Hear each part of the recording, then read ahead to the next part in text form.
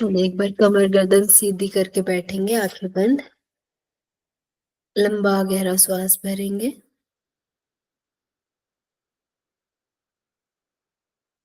लंबा गहरा श्वास एक्सेल करेंगे। एक बार ओमकार का उच्चारण लंबा गहरा श्वास भरते हुए। अ,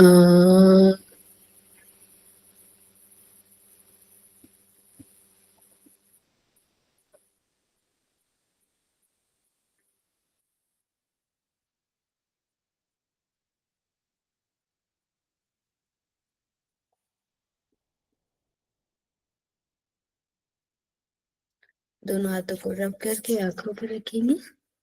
आज के दिन की शुरुआत करेंगे।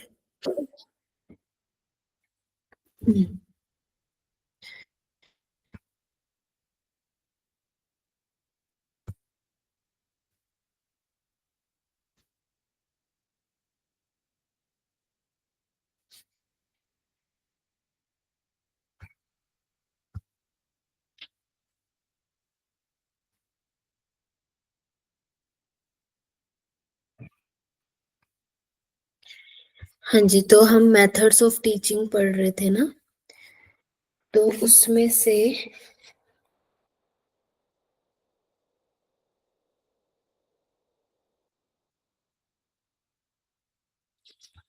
जो आपके कुछ कुछ बचे हुए थे मेथड्स, हमने ये सब पढ़ लिए थे। और इनमें से आपको कोई भी डाउट हो तो आप लोग मेरे से पूछ सकते हो, है ना।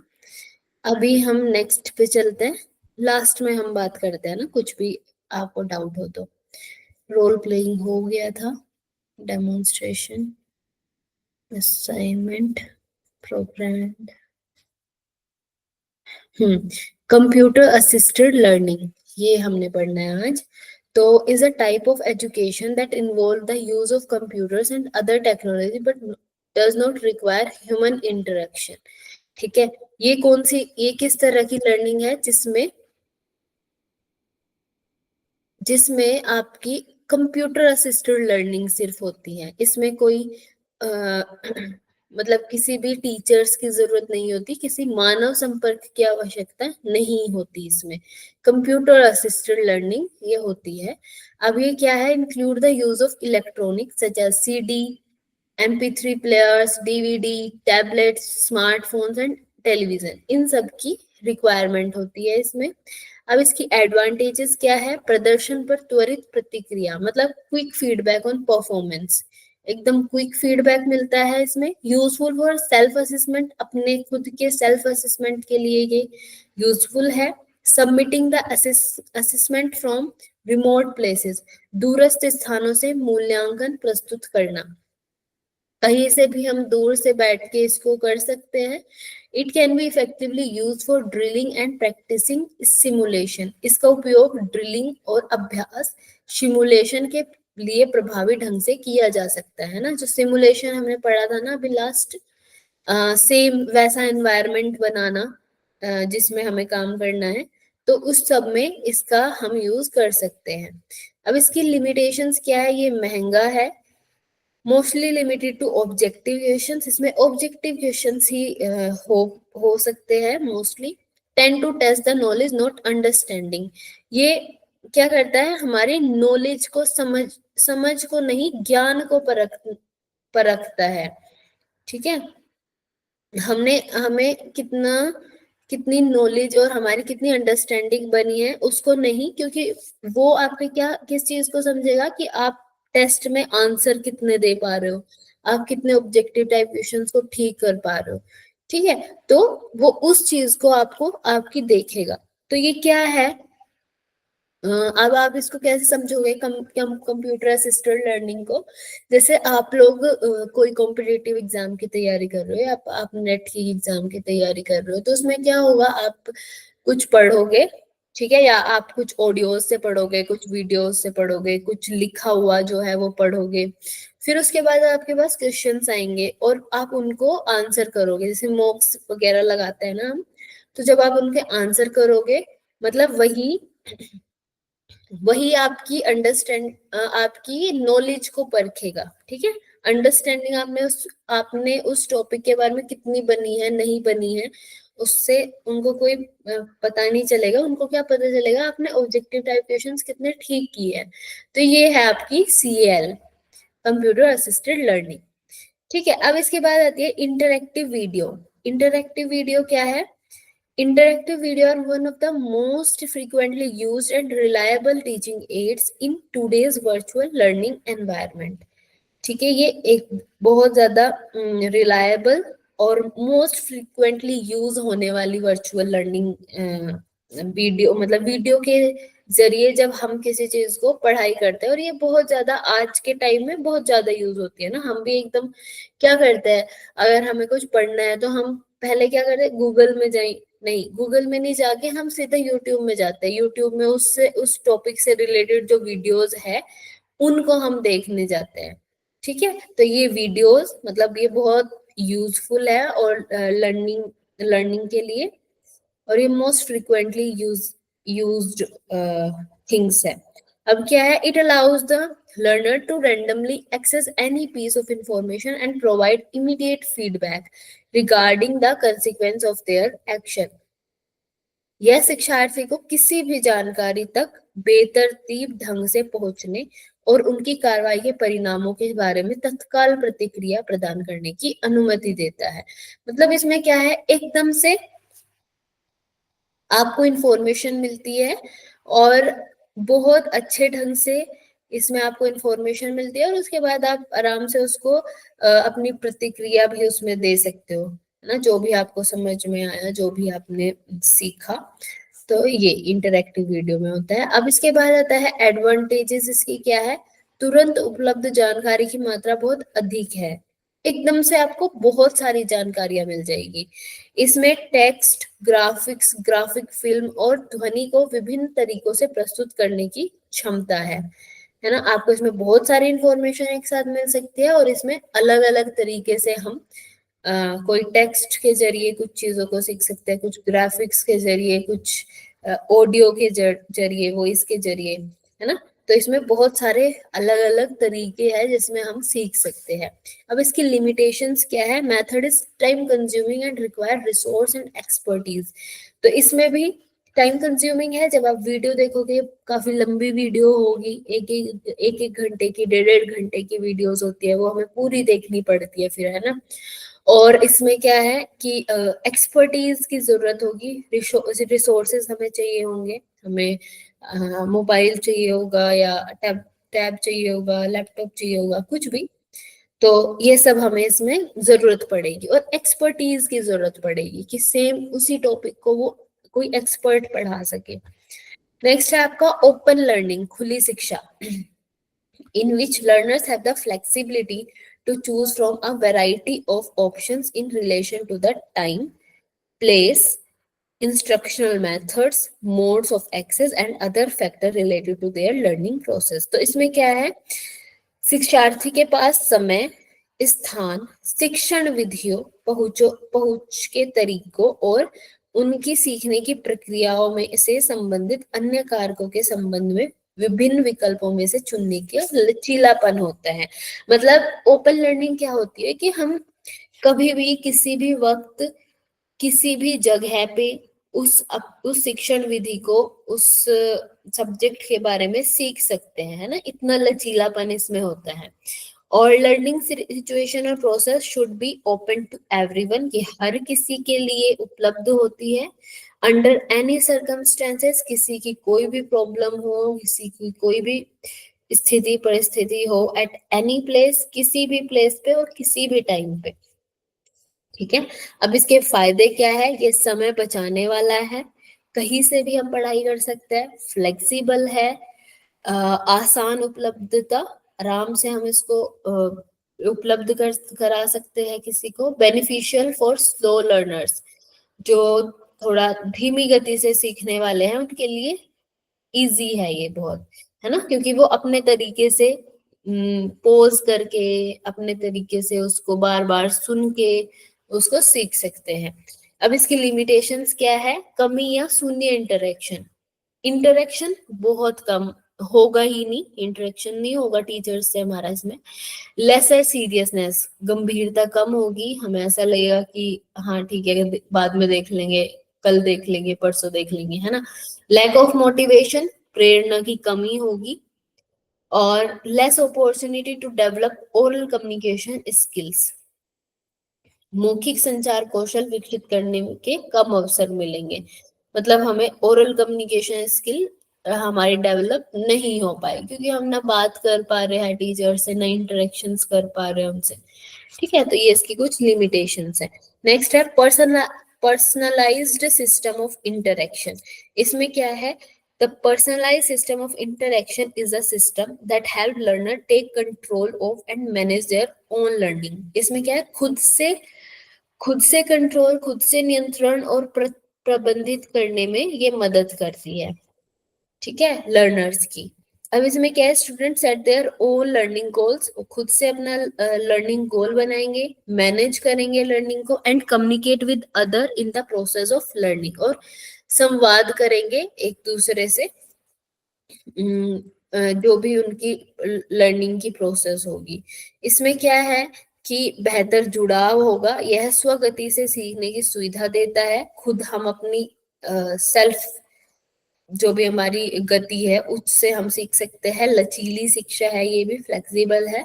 यह लिमिटेशंस क्या है, यह तेजी से बदलती पाठ्यक्रम सामग्री के लिए उपयुक्त नहीं है, और तकनीकी आवश्यकताएं हमें इसमें पड़ती हैं। मतलब ये कौन किस तरह की शिक्षा है, जब हम खुद से हमने किसी पे काम करना है, हमने किसी एक टॉपिक पे पढ़ाई करनी है, ठीक है। तो अब आपने क्या करना है कि खुद से अपना सब कुछ मैनेज करना है, खुद से अपना सब कुछ आपको पढ़ना है, अपने खुद से गोल्स बनाने हैं, और फिर आप ना उन लोगों से, जैसे जिनका जो टॉपिक सेम सेम होगा, आप उनसे बातचीत करोगे, आप उनको अपनी समस्याएं बताओगे, उनकी समस्याएं सुनोगे। तो ये इस तरह की कुछ लर्निंग है, ठीक है। अब इसके एडवांटेजेस भी हमने सीख लिए कि हमारा उन लोगों से अच्छा एक इंगेजमेंट होगी, अच्छा जुड़ाव होगा उनसे, जो हम सेम सेम किसी टॉपिक पे या किसी एक चीज पे काम कर रहे हैं, ठीक है। अब इसमें लिमिटेशंस भी इन्होंने बता दी कि अगर पाठ्यक्रम वो बार बार चेंज होता रहता है, तो उसमें ये थोड़ी सी लिमिटेशन है इसकी। और इसमें भी तकनीकी, जब हम दूर दूर रहेंगे तो हाँ, हम कैसे एक दूसरे से जुड़ पाएंगे, तकनीकी हमें आवश्यकताएं पड़ेगी। तो ये कुछ PSI है।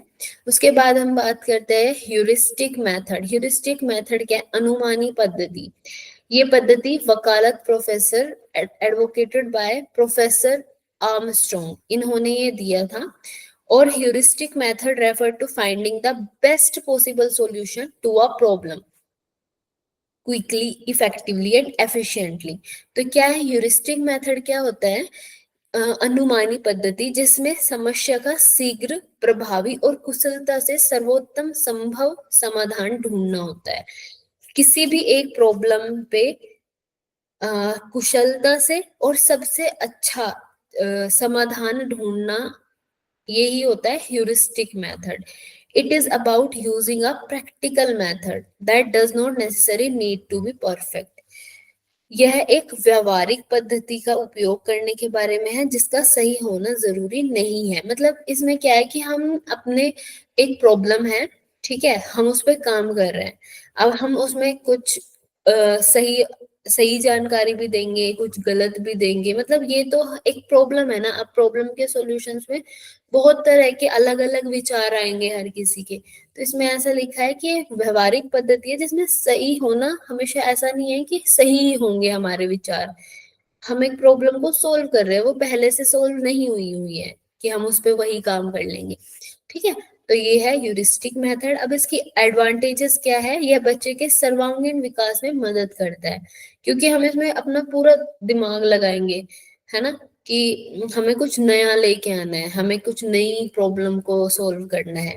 It certainly develop self confidence and self reliance, ये हमारे खुद रिलियंस, ये हमारे आत्मविश्वास और आत्मनिर्भरता को ज्यादा से ज्यादा विकसित करेगा, डेवलप करेगा। Teacher encourage the learners to explore the environment in search of the solution of the problem. इसमें क्या है, शिक्षक जो है वो विद्यार्थियों को समस्याओं के समाधान की तलाश में प्रोत्साहित करेगा, है ना, उनको बोलेंगे, एनकरेज करेंगे कि हाँ यू कैन डू इट, आप कर सकते हो, आप इसमें ये कर सकते हो, वो कर सकते हो। वो जिस भी तरह जो टीचर है वो उनको प्रोत्साहित करेंगे। उसके बाद लिमिटेशंस है इसकी, higher intelligence and divergent thinking is required in the learners. शिक्षार्थियों में उच्च बुद्धि और भिन्न सोच की आवश्यकताएं होती हैं। इस ह्यूरिस्टिक मेथड में काम करने के लिए उनको इस तरह की उच्च बुद्धि और भिन्न सोच की आवश्यकता होती है। Some student who are below average and fail to succeed in discovering the solution of the problem. कुछ छात्र जो औसत से नीचे है और समस्याओं का समाधान खोजने में सफल नहीं हो पाते हैं ना। अब ऐसा भी होगा जो बच्चे एवरेज है, वो बिलो एवरेज है, वो समस्याओं को सॉल्व नहीं कर पाएंगे, तो ऐसा भी उनको देखना पड़ेगा। ठीक है, तो ये आपके मेथड्स ऑफ टीचिंग, बहुत सारे मेथड्स हमने पढ़ लिए। ठीक है, ये हमारा कंप्लीट हुआ। नेक्स्ट अभी हम चलते हैं,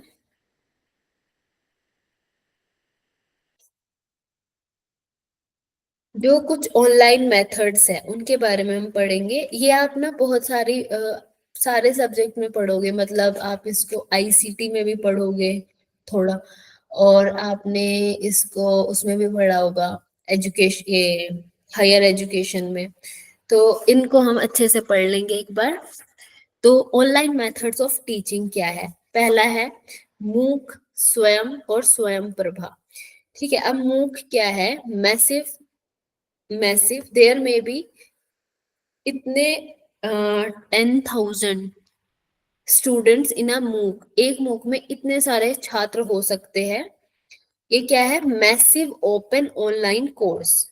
ठीक है, तो ये MOOC, इन चारों का आपको देखना है। इसका मतलब क्या है? मैसिव मतलब बहुत सारे छात्र इसमें हो सकते हैं।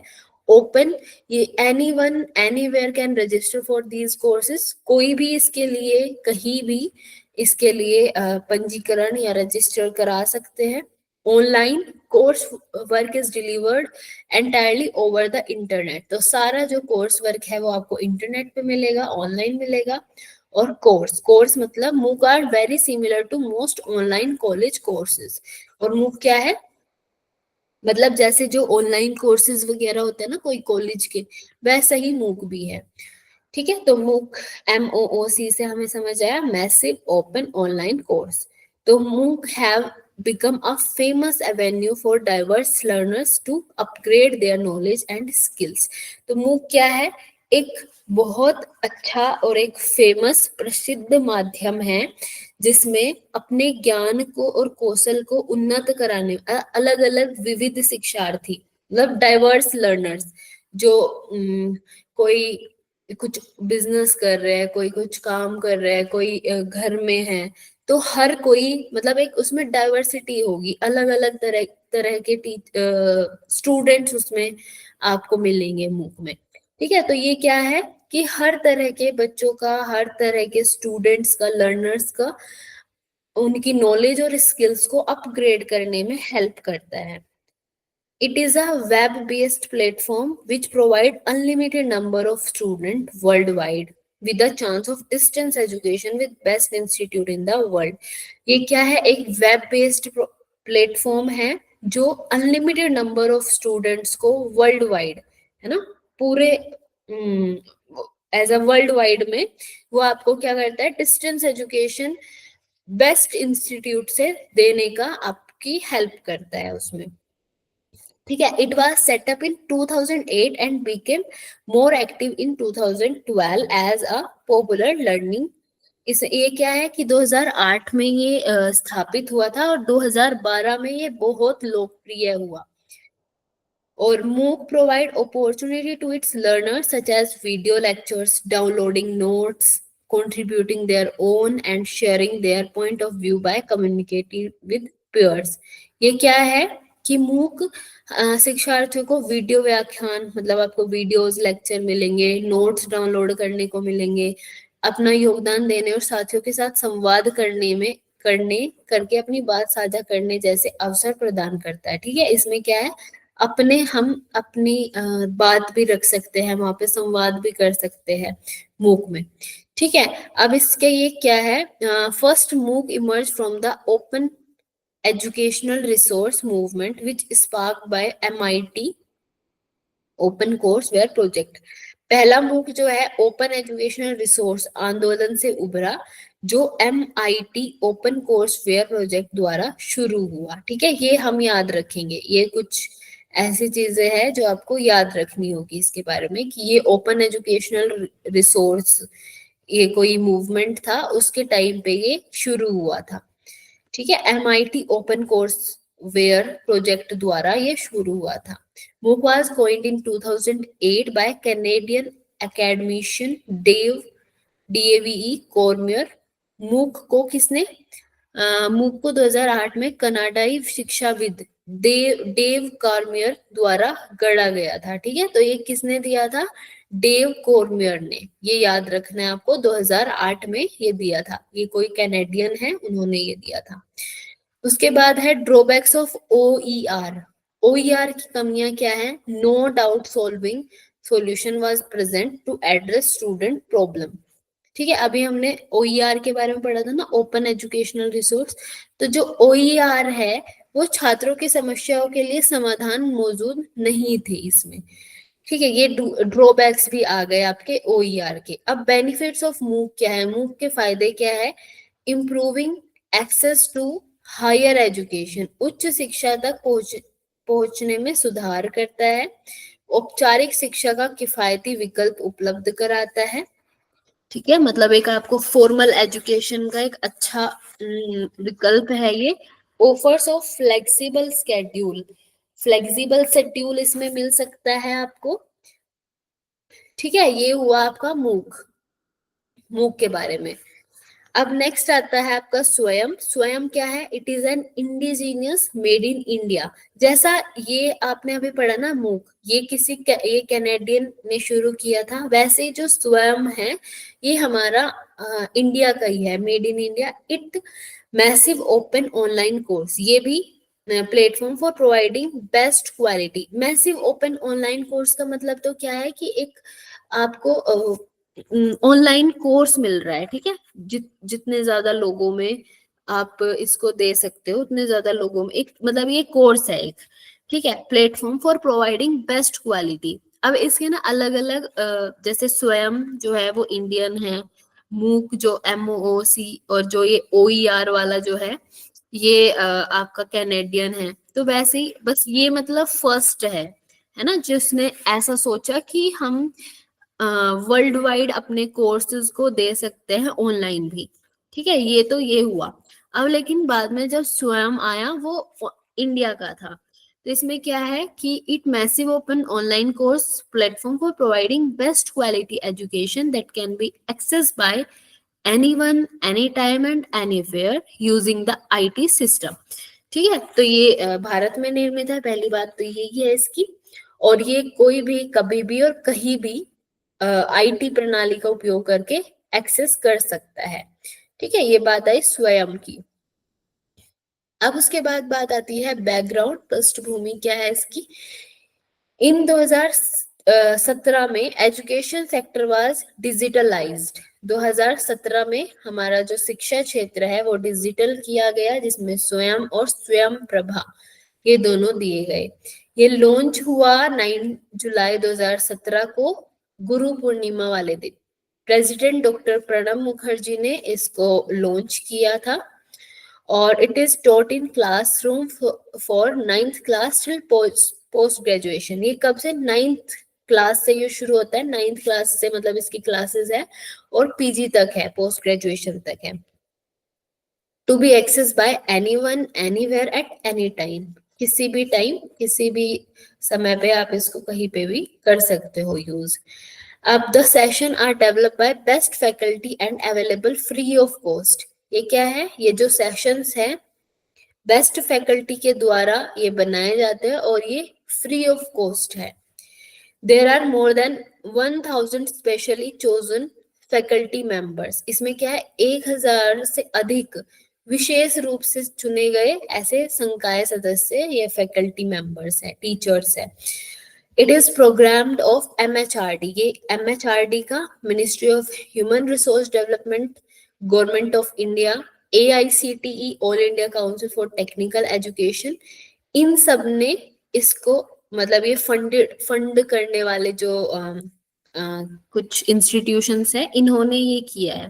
That enable professors and faculty of centrally funded institution like IIT IIM to offer online course to citizens of India. इसका मतलब क्या है कि इसमें कुछ ऐसी IITs के प्रोफेसर्स, IIMs के प्रोफेसर्स इसमें अपना योगदान देते हैं, इसमें पढ़ाते हैं, ठीक है। और ये किस किस कुछ जो ये MHRD, AICTE और GOI, ये सब क्या है इनकी कुछ मतलब इन्होंने ये मिलके गठन किया है इसका। अब उसके बाद है it is free online education develop by MHRD, GOI, AICTE with the help of Microsoft. Microsoft की हेल्प से इन्होंने MHRD, GOI और AICTE ने इस ऑनलाइन कोर्स को डेवलप करा। ये आपको याद रखना होगा, है ना। ये कुछ चीजें जो है इसमें, ये किस किसने दिया।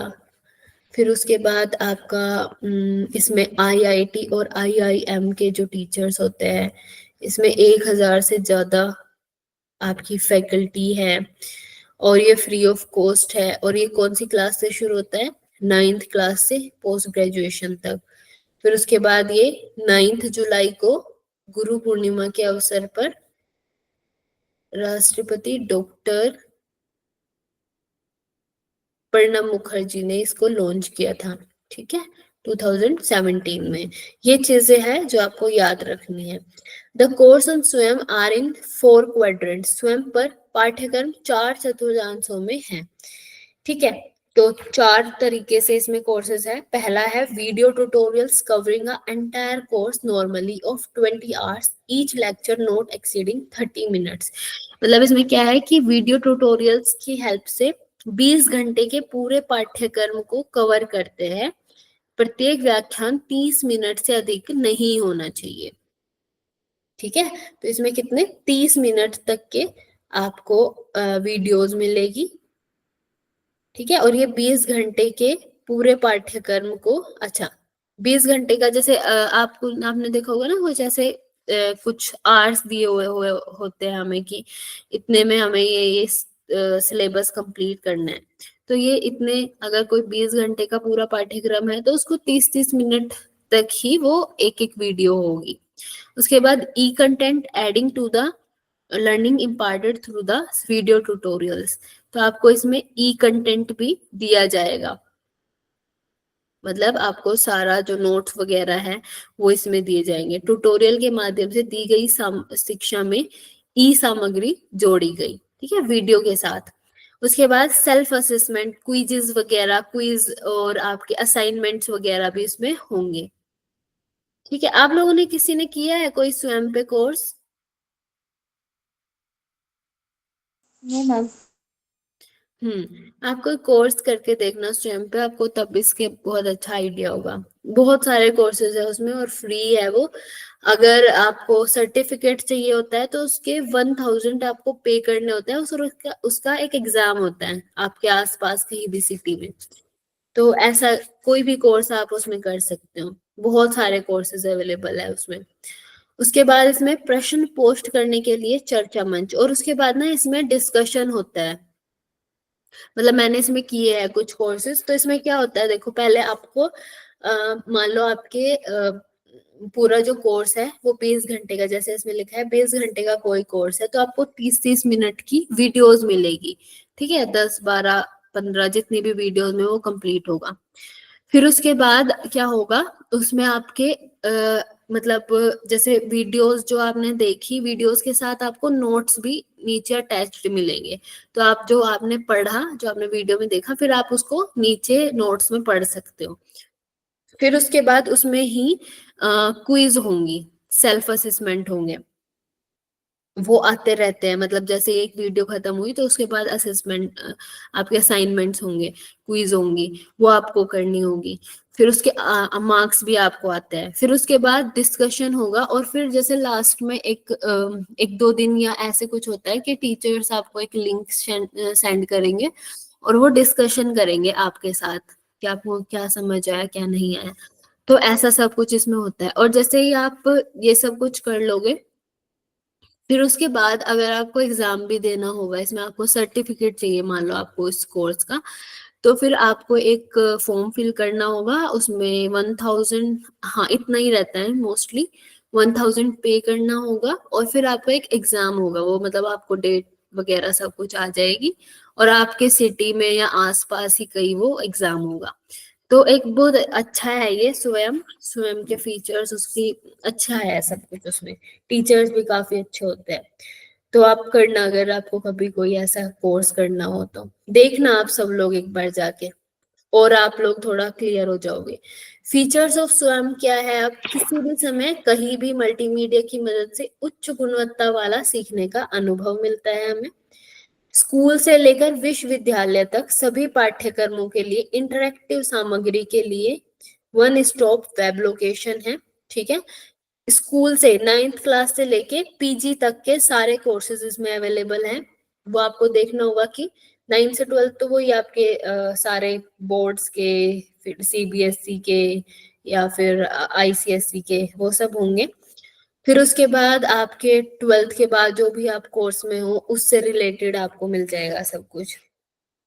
ठीक है, नेक्स्ट है state of the art system that allow easy access, monitoring and certification. और ये अत्याधुनिक प्रणाली है जो आसान, मतलब एकदम इजीली आप उसको एक्सेस कर सकते हो, निगरानी और प्रमाणन, मतलब ये सर्टिफिकेट जैसे मैंने बताया वो भी आपको देती है। Peer group interaction and discussion forum to clarify doubts, शंकाओं को दूर करने के लिए सहकर्मी समूह बातचीत और चर्चा मंच भी आपको इसमें मिलता है। उसके बाद है 9 नेशनल कोऑर्डिनेटर्स ऑफ स्वयं। स्वयं के 9 नेशनल कोऑर्डिनेटर्स हैं, वो कौन कौन है? AICTE, all India council for teacher technical education, अखिल भारतीय तकनीकी शिक्षा परिषद। It is responsible for planning and coordinating development of the technical education system throughout the country. ये क्या करता है, आपकी पूरी जो वो आपकी जो मतलब पूरी पढ़ाई है, जो भी आपकी सब कुछ है उसमें, वो टेक्निकल जो काम है वो ये देखता है एआईसीटीई। ठीक है, ये पूरे देश में तकनीकी शिक्षा प्रणाली की योजना और समन्वित विकास के लिए जिम्मेदार है। ठीक है, जो भी उसमें तकनीकी इश्यूज या कुछ प्रॉब्लम्स या कुछ भी आएगी तो वो एआईसीटीई देखेगा। नेक्स्ट है एनपीटेल। तो ये क्या है? National programme for technology enhanced learning. ये क्या करता है? प्रोवाइड इंजीनियरिंग कोर्सेज ऑन स्वयं। स्वयं पे ये इंजीनियरिंग कोर्सेज देता है, प्रोवाइड करता है। ठीक है, यूजीसी यूनिवर्सिटी ग्रांट्स कमीशन, ये आपको provide non technical post graduation education, मतलब जो नॉन टेक्निकल जो एमए एमएससी वगैरह है वो सब यूजीसी आपको प्रोवाइड करता है इसमें। उसके बाद है CEC, consortium for educational commission for under graduation. ये स्नातक पूर्व शिक्षा के लिए है। ठीक है, ये किसके लिए है? मतलब अंडर ग्रेजुएशन बच्चों के लिए सीईसी, ये वहां पे आपको योगदान देता है। फिर है एनसीईआरटी, जो स्कूल एजुकेशन में, national council of education research and training, जो आपको स्कूल एजुकेशन में हेल्प करता है। फिर है NIOS, national institute of open schooling, जो आपको विद्यालय की शिक्षा में ये ओपन स्कूलिंग वाला है जो है, ये एनआईओएस है। नेक्स्ट है आपका IGNOU, Indira Gandhi national open university, school से बाहर के छात्रों के लिए, मतलब जो बाद में ग्रेजुएशन पोस्ट ग्रेजुएशन में काम आता है ये। नेक्स्ट है आपका IIMB, Indian institute of management, ये मैनेजमेंट की स्टडीज के लिए हेल्प करता है। एनआईटीटी टीटीटीईआर, ये national institute for technical teacher training and research, ये क्या करता है? लुक आफ्टर टीचर ट्रेनिंग, ये आपकी टीचर ट्रेनिंग में हेल्पफुल है। ठीक है, जो बीएड वगैरह ऐसा ऐसे सब्जेक्ट्स हैं उनमें। उसके बाद है आपका Learners wanting a SWAM certificate should register for the final proctored exams that come at a free and attend in person at design center on specified dates.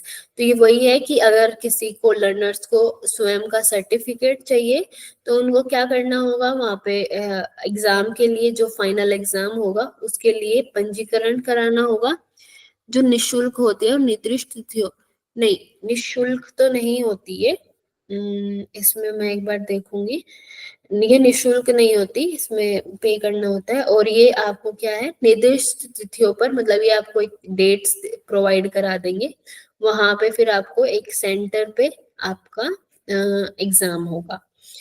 ठीक है, नेक्स्ट है आपका eligibility for the certificate announce on the course page and learners will get certification only if describe area is matched. तो प्रमाण पत्र के लिए पात्रता की घोषणा पाठ्यक्रम पृष्ठ पर की जाती है। क्या बोला इन्होंने कि प्रमाण पत्र जो है के लिए पात्रता की घोषणा पाठ्यक्रम पृष्ठ पे की जाती है और शिक्षार्थियों को प्रमाण पत्र केवल तभी मिलेगा जब वर्णित क्षेत्र मेल खाता हो। मतलब आपको क्या होगा कि आपकी जो लर्नर्स हैं उनका प्रमाण पत्र और वो सब मैच किया जाएगा और उसके बाद आपको ये सर्टिफिकेट मिलेगा। नेक्स्ट है आपका द मार्क्स और grade secured by learner in this exam could be transferred to the academic record of learner। और ये जो मार्क्स या ग्रेड्स आपको मिलेंगे वो आपके एकेडमिक रिकॉर्ड में जुड़ जाएंगे। ठीक है, तो मतलब ये एकेडमिक रिकॉर्ड्स में भी जुड़ते हैं आपके इसके मार्क्स और ग्रेड्स। नेक्स्ट है आपका स्वयं प्रभा। ठीक है, ये स्वयं हुआ। नेक्स्ट आपका आया स्वयं प्रभा। स्वयं प्रभा क्या है? Free DTH channel for education. ये क्या होता है? डीटीएच चैनल मिलते हैं, ये आपको आपके टीवी में आपको मिलेंगे। ठीक है, तो ये क्या है? लॉन्च्ड ऑन 9 जुलाई, ये भी 9 जुलाई 2017 को लॉन्च किया गया था। इसमें antenna and cable connection required होता है। ठीक है, ये आपको टीवी में मिलता है तो आपको या तो एंटीना या फिर केबल कनेक्शन जरूरी होता है। फ्री डीटीएच चैनल्स है ये, है ना, मतलब आपको इसके लिए कोई पे नहीं करना होता। और चैनल्स के जैसे स्वयं Prabha is a set of 32 DTH, now 34, अभी 34 डीटीएच चैनल्स हैं। ठीक है, ये क्या है? स्वयं प्रभा के 34 ऐसे चैनल्स हैं जो devoted to telecasting of high quality education programme on 24/7 basis using G SAT. तो क्या है इसमें कि इसमें 34 चैनल्स आपको मिलते हैं जो हाई क्वालिटी एजुकेशन देते हैं, जो 24/7 पूरा टाइम चलते रहते हैं, पूरा दिन, पूरे वीक।